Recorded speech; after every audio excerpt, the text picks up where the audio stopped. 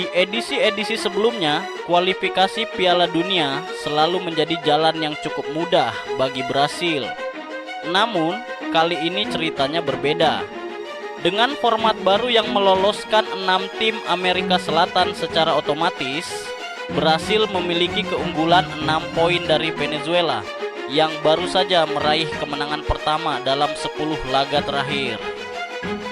Dengan 4 pertandingan tersisa, hampir mustahil Brasil gagal lolos ke Piala Dunia 2026. Namun, masalah utamanya bukan soal lolos atau tidak.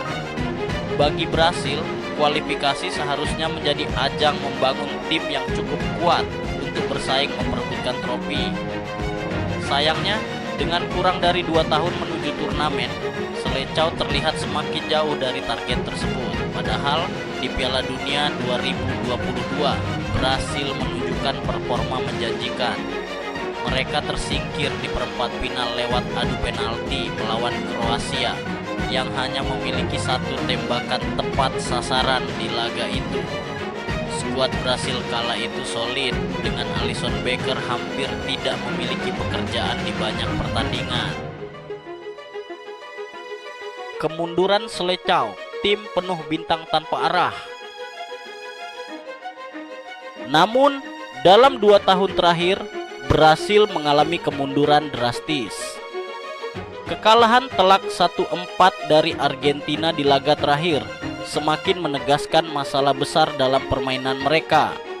Tim ini terlihat kehilangan keseimbangan di lini tengah, sehingga tidak mampu menyerang maupun bertahan dengan baik. Ini bukan sekadar kekalahan sesaat. Dalam beberapa pertandingan terakhir, Brasil tampak seperti tim yang tidak memiliki strategi jelas dalam membangun serangan. Mereka kerap kalah jumlah di lini tengah, sehingga sulit mengontrol permainan.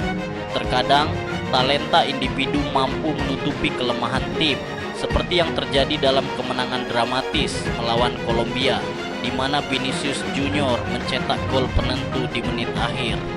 Namun, keajaiban individu tidak bisa selalu diandalkan untuk menyelamatkan tim yang bermasalah secara kolektif. Krisis pelatih, akar masalah Selecao. Jika tim bertabur bintang gagal tampil maksimal, maka sorotan utama harus diarahkan pada pelatih. Brasil sedang mengalami krisis dalam hal kepelatihan. Salah satu penyebab utamanya adalah sistem sepak bola domestik yang tidak memberikan waktu dan keamanan kerja bagi para pelatih lokal. Akibatnya, banyak klub Brasil kini lebih memilih pelatih asing, terutama dari Argentina dan Portugal. Dengan kondisi ini, Brasil menghadapi tantangan besar dalam menemukan arsitek tim yang bisa mengembalikan kejayaan mereka. Jika masalah ini tidak segera diselesaikan, Selecao mungkin akan terus mengalami kemunduran, bahkan di Piala Dunia 2026.